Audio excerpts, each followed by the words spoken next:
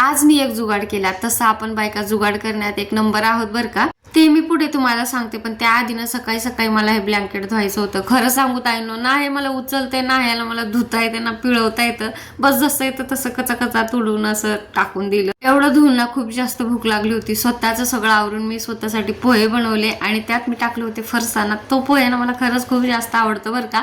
दुपारी एक मस्त झोप घेतली आणि नंतर उठल्यावर बघितलं तर ही माझी घड्याळ बंद पडली होती.